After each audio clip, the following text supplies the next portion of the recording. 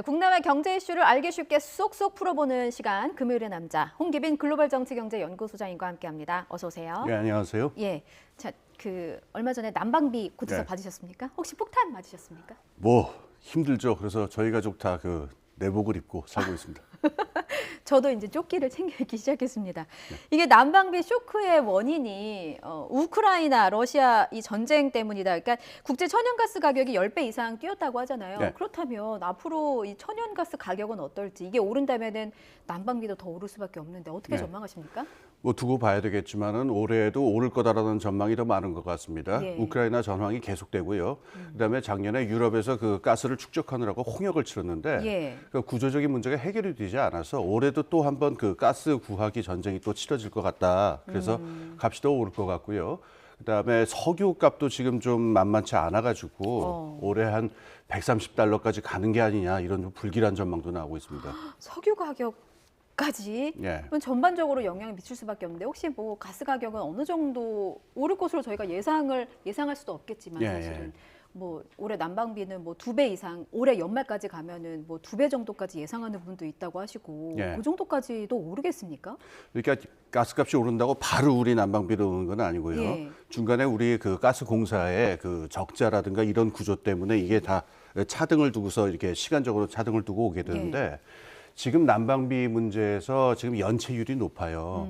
왜냐하면 이 난방이라고 하는 거는 삶의 그 기본적인 저 생필품인데 그렇죠. 이걸 내지 못하시는 분들도 많잖아요. 그래서 연체율이 높아질 수밖에 없는데 가격이 오를수록 이 연체율도 높아집니다. 예. 그럼 가스공사의 적자가 높아지니까 적자를 장기적으로 해결하기 위해서 또 이걸 또 가격 구조를 조정하지 않을 수가 없어요. 그래서 뭐 가스값이 오른다고 바로 어떤 충격이 올지는 모르겠으나 올라가는 기조가 나타날 가능성은 대단히 높죠. 그렇군요. 하지만 이거는 예고편에 불과하다 이런 좀 비관적인 전망도 나오고 있습니다. 왜냐하면 이 난방비뿐만이 아니라 공급요금 인상은 이제부터가 시작이다라는 네. 전망이거든요. 그러니까 전기요금 앞으로 오른다고 하죠. 지하철, 버스요금, 택시요금 뭐 이런 교통요금까지 다 오르게 되면 죄다 줄줄이 인상만 하고 내리지 않는데 이렇게 급격하게 다 이것저것 오르면 부작용은 없을까 예. 걱정도 됩니다. 예, 이제 그 지금 기대 인플레이션이 말할 것도 없이 이제 인플레이션 문제가 나타나는데요. 예. 기대 인플레이션이라고 하는 게 있죠. 이번 네. 달에 보니까 지난 한 3달 동안 이 기대 인플레이션이 감소 추세였다가 예. 지금 주춤합니다. 약간 오르긴 있는데 아직 뭐 더 오를 거라고 얘기하기는 좀 이르고요. 예. 기대 인플레이션은 간단하게 말하면 사람들이 앞으로 물가가 어느 만큼 오를 것이냐를 예측하는 건데요. 이 인플레이션은 그 자기 충족적 예언이라고 그래서 사람들이 실제로 오른다고 생각하면 진짜로 오르거든요. 예. 그러니까 사람들의 이 기대 인플레이션을 누르는 게 굉장히 중요한데 공공요금이 오르고 또 이번에 그 설이라 그래서 물가가 오르게 돼서 사람들이 지금 기대 인플레이션이 높아지게 되면 이건 실현되죠. 예. 그래서 공공요금이 이후에 굉장히 큰 충격을 주는데 이게 인플레이션을 잡는 부분에서 올해 예상돼 있는 공공요금 인상이 좀 암울한 전망을 지금 들이오고 있는 거죠. 그렇군요. 수장님께서 말씀하신 기대 인플레이션율이 한국은행이 이제 어제 발표한 거 보니까 10월 3.8%에서 3.9%로 0.1% 포인트가 올랐습니다. 이게 작년에 가장 정점을 찍은 게 언제인가를 봤더니 지난해 7월이었어요. 그때는 4.7%였고 말씀하신 것처럼 점차 안정되는 것 같다가 이제 소폭 좀 인상 움직임을 보이고 있는 건데 이게 이제 얼마 후에 공급용까지 다 같이 올라버리면 결국에는 기대 인플레이션도 더 수치가 오를 수밖에 없지 않을까 싶기도 그렇습니다. 해요. 그래서 지금 말씀드린 대로 공공요금이 큰 충격을 주기 때문에 예. 근데 또 올리지 않을 수 없는 사정이 있으니까 지금 올리고 있는 거라서 그렇죠. 여러 가지 그 상황을 잘 봐야 되는데요. 이럴 때 이제 좀 눈여겨봐야 되는 지점은 기대 인플레이션을 높이는 거는 크게 두 부분이 있어요. 하나는 이 선도적인 물가들이 있는데, 그러니까는 굵직한 물품들, 이를테면 어떤 식자재라든가 원자재라든가 이 원유 같은 부분들, 예. 이 가격이 어느 만큼 뛰느냐를 좀 눈여겨봐야 되고요. 두 번째 이제 공공요금 같은 것도 당연히 사람들의 기대에 영향을 주게 되잖아요. 예. 그러니까 이런 부분에서 불가피한 부분이 나타나면은 다른 부분에서 기대 인플레이션을 잡을 수 있는 어떤 조치를 취해가지고 사람들의 심리를 안정시켜야 됩니다. 예. 기대 인플레이션 대신에 기후 인플레이션이면 좋겠다라는 생각이 들었어요. 그러니까 네. 이게 그 오를 거라고 예상은 하겠지만 오르지 않았으면 좋겠다라는 마음이 드는데 왜냐하면 이게 실질적으로 말씀하신 것처럼 물가 상승으로 이어질까 봐 네. 이게 좀 걱정이 되는 거거든요. 그동안은 뭐 고금리, 금리 높여서 간신히 뭐 기대 인플레이션도 잡고 물가 상승률도 잡고 있는데 이게 다시 고삐 풀린 망아지가 되지 않을까 이런 네. 부분도 우려가 됩니다. 예, 기대 인플레이션에서 가장 걱정되는 부분이 그 부분이에요. 예. 여기서는 한번 올라가게 되면은 이게 실제 물가 인상으로 나타나고 그러면 또 기대 인플레이션이 올라가서 악순환이 시작이 되기 때문에 일반적으로 시장에서 기대하는 어떤 자기 조정 메커니즘을 벗어나기 시작하거든요. 예. 그래서 경제 전문가들이 가장 두려워하는 사태가 이 악순환이 벌어지는 거라서 이 기대 인플레이션은 꼭 눈여겨서 봐야 됩니다. 그렇군요. 물가는 또 날뛸 수밖에 없을 것으로 보십니까? 올해 어떻게 전망하세요? 저는 뭐 전망을 잘 안 하는데 예. 뭐 이렇게 극적인 사태가 벌어지지는 않을 것 같아요.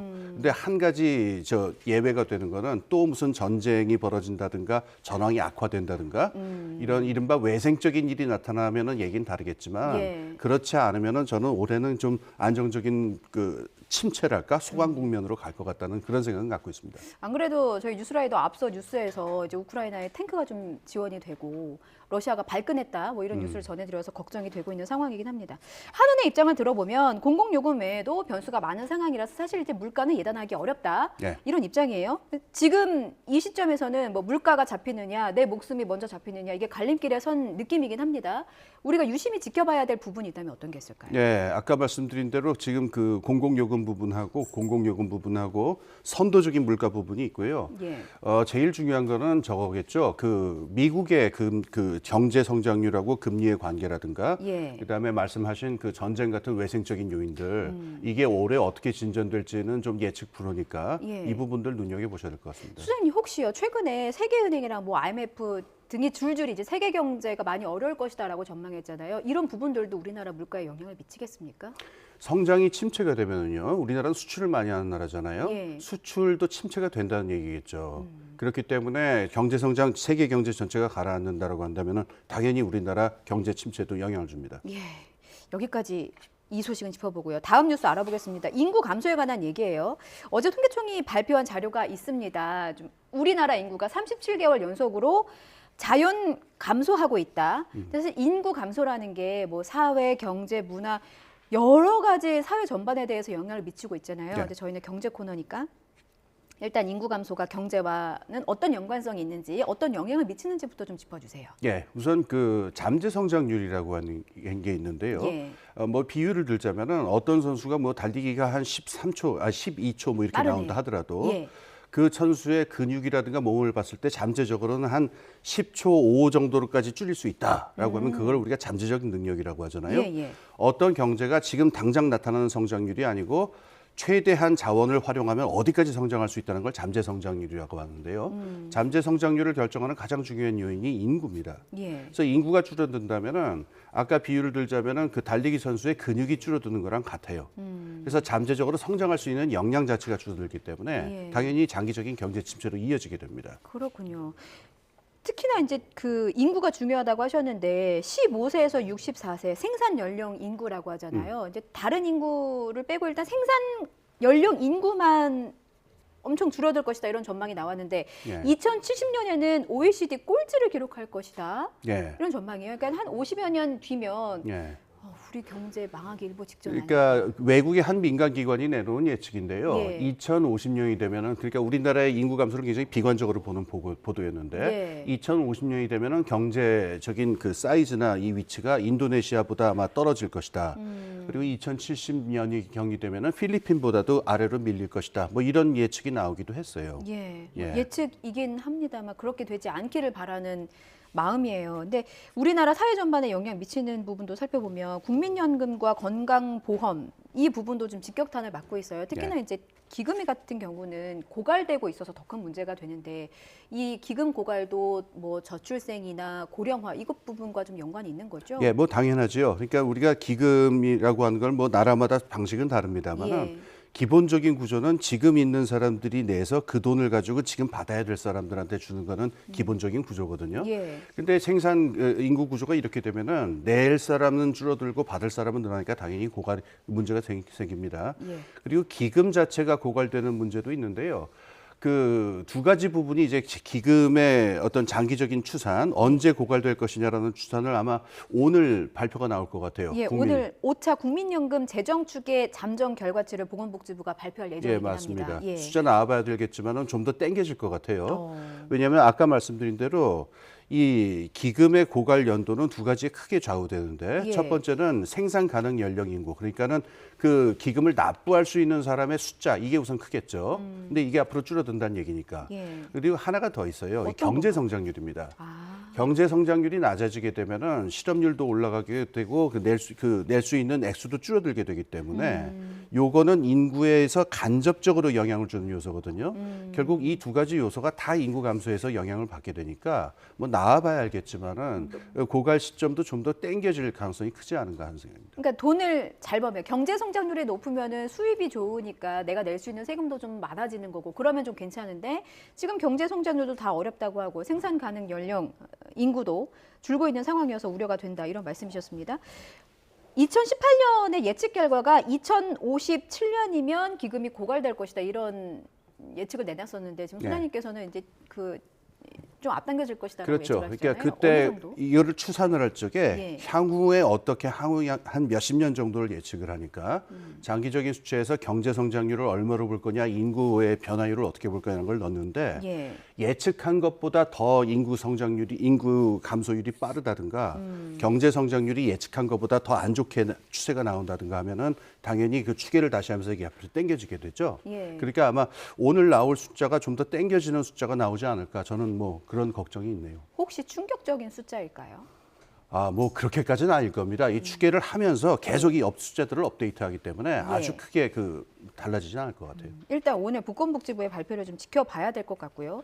출생률에 대한 문제를 짚고 있습니다. 분유 생산량을 봤더니 최근 5년 동안 50%가 넘는 56%가 줄었다고 해요. 네. 어떤 산업들의 영향을 받겠습니까? 아, 말할 것도 없이 지금 뭐 이 노령 인구에 대한 그 산업은 팽창이 되겠죠. 이른바 실버 산업이라고 하는 것. 근데 이제 그 젊은 그 청소년들이라든가 아동에 대한 산업들은 줄게 되는데요. 예. 저는 그 분유값이 올랐다는 소식에서 좀 걱정이 되는 게 하나 있는데요. 어떤 건가요? 이거는 인과관계는 밝혀지지 않았지만은 모든 선진 산업국에서 비슷하게 나타나는데 예. 출생하는 아동의 숫자가 줄어들수록요, 이 육아 비용이 늘어납니다. 오. 지금 말씀하신 대로 분유값 그 산업이 위축이 되면은 프리미엄 전략이라고 하죠. 고급화 전략을 추구하거든요. 아이들의 숫자가 줄어들게 되면은 아이들을 낳은 부모들은 더 많은 돈을 들여서 더 귀하게 키우려는 경향이 있는데 이게 어떤 악순환을 낳느냐? 육아 비용과 교육 비용이 올라가게 되니까 예. 이게 엄두가 나지 않는 사람들의 숫자가 더 많아져요. 그래서 애를 낳을 엄두가 더 안 나가게 되고 예. 그래서 숫자는 줄어들고 그리고 또 아이를 키우는 비용이 또 올라가고 하는 악순환이 돌기 때문에 한번 이런 식으로 육아 비용이 올라가기 시작하면은 이 굉장히 빠른 악순환을 거쳐가지고 급격하게 이게 감소하는 이 인과관계는 밝혀지지 않았지만 이런 추세가 나타난다는 얘기는 있어요. 그래서 지금 분유값이 올라간다라는 얘기를 들으면서 좀 불길한 생각이 드는군요. 아, 그렇군요. 미처 생각하지 못한 부분을 짚어주셨습니다. 저희 YTN에서도 기획 시리즈로 저출생 문제 좀 중점적으로 다루기도 했었거든요. 근데 그 지적하는 가장 큰 문제점을 보면 정부가 좀 현실과 동떨어진 정책을 내놓고 있다. 이런 지적에 공감하는 분들이 굉장히 많다는 거예요. 그래서 결국에는 아이 낳고 싶은 나라를 만드는 게 정부의 정책의 목표가 돼야 될 텐데 수장님 말씀 듣고 보니까 출생 자체가 문제가 아니라 보육이나 양육하기가 좀 더 쉬운 나라가 돼야 될 것 같거든요. 어떤 정책이 좀 필요하겠습니까? 지금 말씀하신 것보다 좀 더 근본적인 문제라는 생각을 볼 필요가 있어요. 예. 이 출산율 제고 정책이다라는 얘기가 나올 때마다 이 말을 굉장히 불편하게 들으시는 분들 많은데 예, 아이를 낳는 거는 여성들이잖아요. 그렇죠. 근데 출산율을 올리라는 얘기는 그럼 여성들보다가 아이를 낳으라는 얘기냐 하는 건데 여성들 입장에서는 아이를 낳는 게 뭐 돈을 얼마 더 준다고 해서 낳고 이러는 게 아니고 1, 20만 원에 애를 낳지는 않죠. 그럼요. 예. 자기 인생에 있어서 일생일대의 선택이거든요. 그럼요. 그러니까 이걸 갖다가 어떤 좁은 의미에서 무슨 인센티브를 준다든가 이걸 이렇게 하면 이렇게 올라간다든가 하는 좀 얄팍한 의미의 사회공학으로 접근하면 안 되고요. 예. 좀 더 근원적인 의미에서 사회 전체, 좀 더 좁게는 여성들이 좋은 삶이 무엇이냐라고 하는 것을 생각을 바꿔놓을 수 있는 근본적인 정책이 필요해요.